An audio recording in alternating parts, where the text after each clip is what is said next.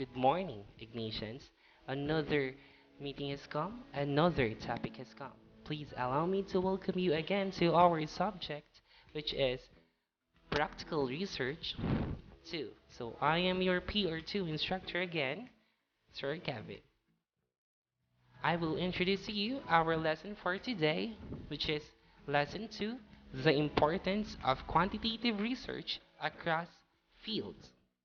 Let us begin.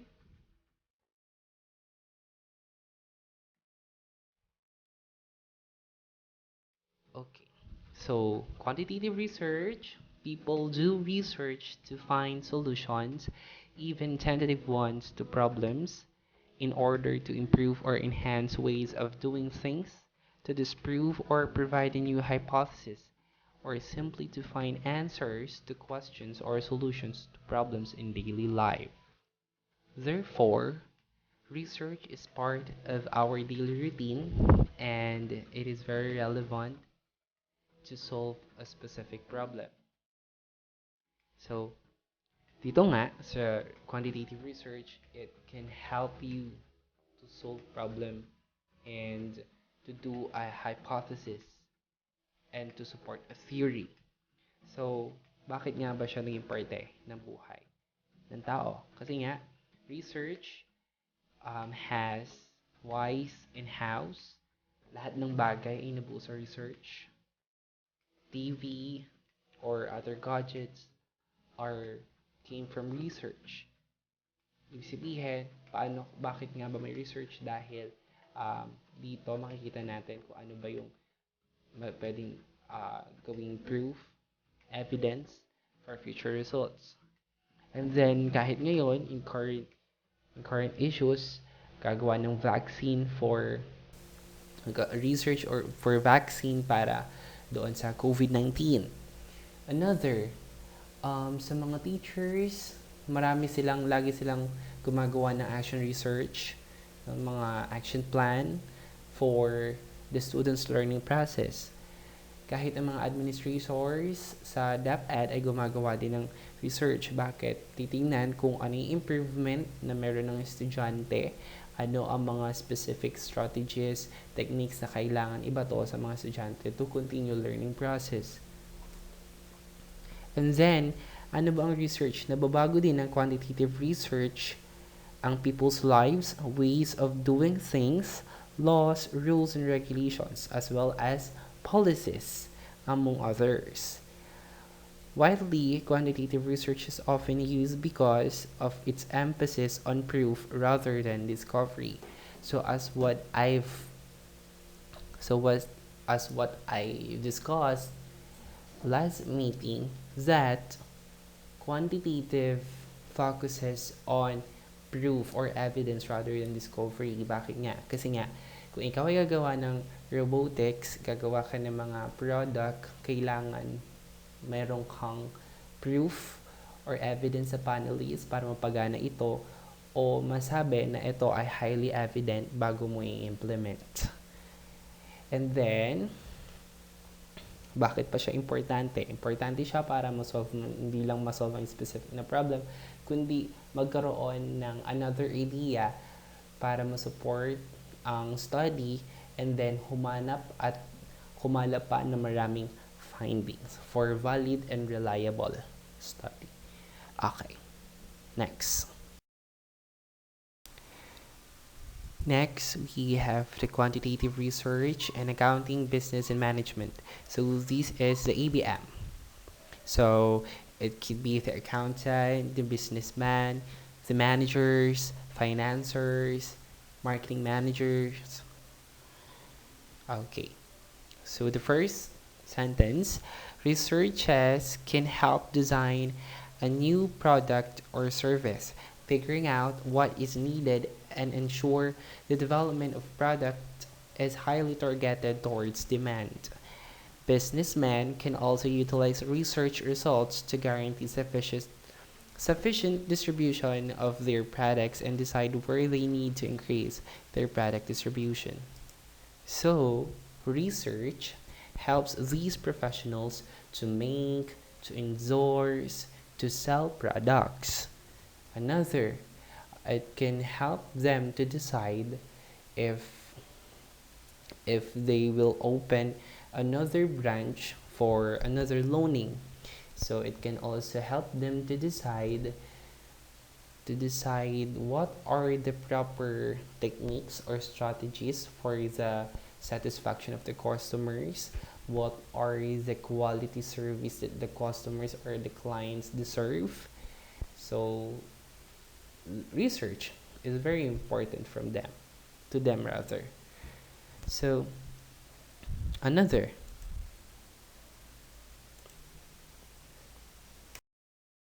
quantitative research and anthropology.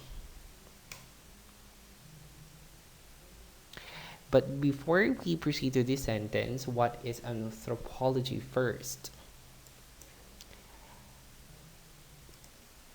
So, based on my reference, anthropology is the scientific study of humans, human behavior, and societies in the past and present. So, let's begin with this. Anthropology is research method of combining qualitative and quantitative research. It is concerned with exploring connections simultaneously amidst cultural differences, alternatives, and identity. In the contemporary academic, social-cultural, and political climate, these concepts have immense symbolic overtones. So, ibig sabihin, ang pinag-aaralan ng anthropology ay yung research about history, about the human behavior, how they change from the past, and then what are the things happened or grown in the present. So, ano nga ba ang kahalagahan ng research dito sa anthropology? And sabi nga dito, anthropology is a research method of combining qualitative and quantitative. So, ano ba yung qualitative? Qualitative is more on discovery, exploring. While quantitative, you are giving such proof. So, ibig sabihin, since qualitative, dinidiscover mo kung ano meron sa history, kinukwento mo at ine-elaborate mo kung anong meron doon. And then, sa quantitative, ito yung mga nagsaserve ng proof. For example, ano ba yung mga specific proof? Like fossils, and then kung ikaw ay gagawa ng through experiments, like for example, meron kang controlled group and then treatment group ng ethnic groups, yung mga ethnic, yung mga tribes. Tingnan mo kung mga behaviors nila, i-study mo yon, and then share mo din yung sarili yung base dun sa mga fossils or sa mga stuff na nakita mo dun sa mga respondents. Makita mo doon, kaya mong i-elaborate kasi dahil dun sa mga proof na ginawa mo, maaaring ang mga bagay na hindi naman natin pinaniniwalaan ay magiging totoo base sa proof na galing dito sa anthropology. Galing doon sa evidence ng iyong quantitative research. So, let us proceed to the next one. Okay, so let us go to the quantitative research and communication. So, let us define communication first. So, communication is the act of conveying meanings from one entity or group to another through the use of mutually understood signs, symbols, and semiotic rules. Quantitative research and communication, researchers are often interested in how an understanding of a particular communication phenomenon might generalize to a larger population. So, communication has different behavior. We have the communication behavior in terms of classroom management, in terms of relationship or romantic relationship. We also have the communication behavior about in your friends, in your colleagues. So in your colleagues, for example, what are the specific communication behavior to your coworkers displaying the emotional stress? So ibig sabihin, at communication ay meron ding attitudes. So Sinasabi nga natin na ang wika ay makapangyarihan na kung saan ito ay nagbibigay ng joy, maaari nakapagbigay ng joy at maaari din namang ito ay nakakapagbigay ng harm sa iyo. So, importante ang research to study the diversity or the different communication behaviors. Next, quantitative research in sports medicine. Quantitative research is used to analyze how sports may be used as an alternative way of medicating an illness. So, dito, importante din ang quantitative research kasi dito na-measure mo kung ano ba ang mga kailangang kainin for diet, ano ba ang kailangan gawin for physical activities, for the health, and ano ba?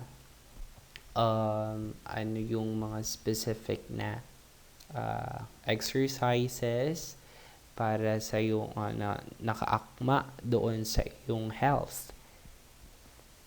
And at ano ba yung impact ng pagkain ng mga tatamis para dun sa mga bata, impact nito ng pagkakain ng mga matatabang pagkain para sa mga matatanda. So yun, na-measure niya ang mga bagay na yun na nagbe-benefit din dun sa tao. Okay, next. Okay, so let us go to the quantitative research in medical education. So medical education, so sa medical education, ito yun dun sa med students or med professionals. Quantitative research in medical education tends to be predominantly observational research based on surveys or correlational studies. So, hindi siya more on experimental. So, iba pa to doon sa talagang med professionals. Ito is more on descriptive method kasi nga hinahanap mo lang yung relationship, yung differences. Ito yung nagdo-document ka, nag-observe ka on what is happening. For example, sa nurse, titignan mo lang kung paano siya humandle ng patient. Tapos, meron ka din ditong control group tsaka yung treatment group na exposed factor research na kung saan tinitingnan mo yung relationship, yung cause and effect. Ganun. Next. The design, test, intervention like curriculum, teaching, learning process, or assessment with an experimental group. So, dito, teaching, learning process, pwede rin siya doon sa mismong education kung paano sa teacher and the learners interaction. Ayun.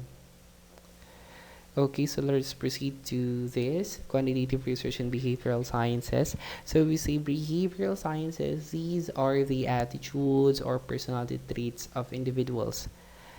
Okay, so relationship questions in today's quantitative trend tend to explore how one behavior exhibited by people is related to other types of behavior.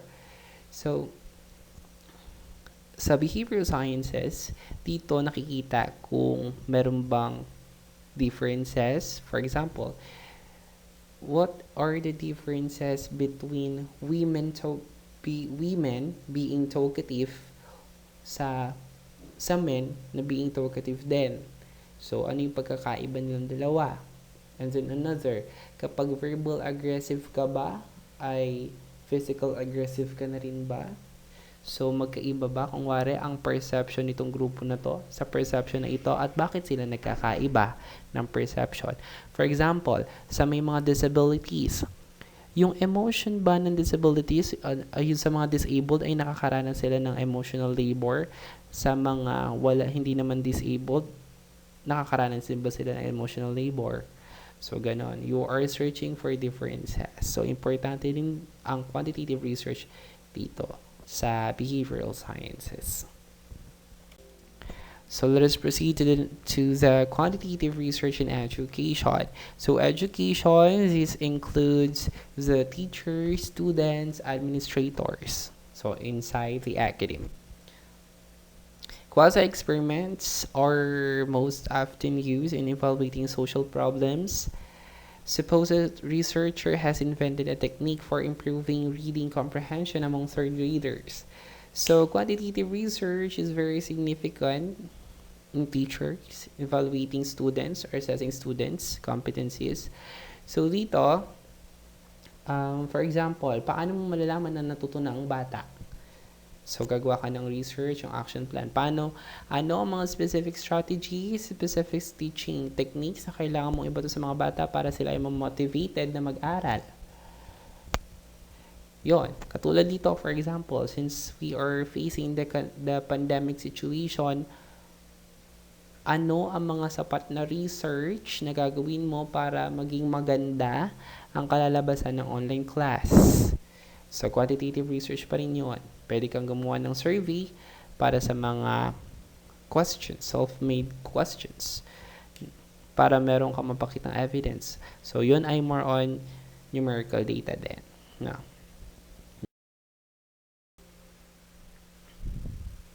Okay, so let us go to the quantitative research in psychology. Kanina, we had the behavioral sciences. Ang behavioral sciences is more on the behavior, the attitudes, or the personality traits of individuals. But in psychology, we're talking about general. So, hindi lang siya more on behavior. Sabi dito, T. Mertens, 2005, so the dominant paradigms that guided early psychological research were positivism and its successor, post-positivism. Ano nga ba yung positivism? So let us define first the positivism. So positivism, a philosophical system that holds that every rationally justifiable assertion can be scientifically verified or is capable of logical or mathematical proof, and that, therefore, rejects metaphysics and theism. So, ibig sabihin, it includes the belief that the social world can be studied in the same way as the natural world. So, galing kasi ito kay Aristotle, Immanuel Kant, John Locke. So, ayun, nasabi dito na yun sa social world ay it has the same way with the natural world. So, ibig sabihin kung kasi galing naman to sa mga belief. Galing siya sa belief. So, for example, nanaginip ka, you dream, tapos parang feeling mo yung sa panaginip mo ay nangyari dun sa mismong tunay na buhay, merong explanation. For example, deja vu or something na cure sila. So, pwede nila itong ipaliwanag in another way sa psychologists. Kaya na napaliwanag na bakit ganito. For example, personalities, you have different personalities pero hindi mo alam meron ka palang ganito. Yun. So, the different personalities, nakikita, parang hindi siya totoo pero nangyayari talaga sa totoong buhay. So, sa quantitative research na ipapaliwanag nito through measurable data. Yun, ipapaliwanag ng mga psychologists. So, in other way, ipapaliwanag na yun. So, kung makalam sila na maraming data for this, no? So, mahirap ang quantitative research sa psychology. Next. Yun, the underlying assumption of positivism include the belief that the social world can be studied in the same way as the natural world. So, ayun na nga, napaliwanag ko na kanina. So, that is a value-free and that explanation of a casual nature can be provided. So, ayun na. Kaya na lang i-provide kung ano ang sa casual na nangyari sa'yo. Kaya na lang i-provide kung ano yung ibig sabihin. Kung ano yung ibig sabihin ng panaginip mo, bakit siya parang feeling mo nangyari ulit, kung bakit meron kang different personalities. Yun. Next. Okay, for so last, we have the quantitative research and science, technology, engineering, and mathematics. So, ito yung tinatawag natin na STEM. So, itong STEM, ano ba ang importansya ng quantitative research dito sa STEM? So, ito, meron siyang, for example, sa medical practitioners, conduct researches to obtain significant information about diseases, trends, and risk factors, results of various health interventions, patterns of care, and healthcare cost and use. So dito, since science, more on science, engineering, so more on product, so more on experimental. So etong mga ginagawa nila ay nagbe-benefit sa mga tao. So for example, sa gumagawa ng drugs, sa mga gumagawa ng vaccine. So kailangan nila ng quantitative research, itong quantitative design na ito, para sa mga numerical data na makuha nila. So ano yung mga sangkap, ano yung mga ingredients na kailangan ng mathematical procedure para magkaroon ng perfect na combination. Ganun din sa mga robotics, for example, sa mga technology na ginagawa nila. Kasi nga, kailangan ng proof ng evidence na ito ay kailangan na i-implement dahil wala siyang diferensya. Yun. So, yun, importante ang quantitative research system kasi nga, para makabuo ng isang magandang product. Like for example, dun nga, sa robotics, kung ikaw ay gagawa ng robotics, ang papagana, like for example, yung papalakpak ka lang, merong ilaw na. Yun, sa robotics naman, kung wari, meron kang gagawa ng robot na kung saan nilang kinukuha yung mga basura. Ayun, so nagbe-benefit siya in the near future. Yun. So, ang quantitative research ay napaka mahalaga sa kanila. Kasi nga, ano yung mga proper na, ano yung mga numerical data na kailangan nila para sa maganda, sa valid at reliable na study. Ayun. So, I already discussed the importance of quantitative research. So, I knew that you have your respective strand, and then I want you to create your own video presentation. You have to record yourself on your phone, and then you must have a short speech wherein you are saying the importance of quantitative research in your respective strand. For example, my strand is humes. What is the importance of quantitative research in my strand? So you are going to report that on cam. So you have to record yourself. This is just a 1-minute video. So I will post the activity on Google Classroom and you may go back there. So thank you. So let us meet each other next meeting again. So see you. Goodbye.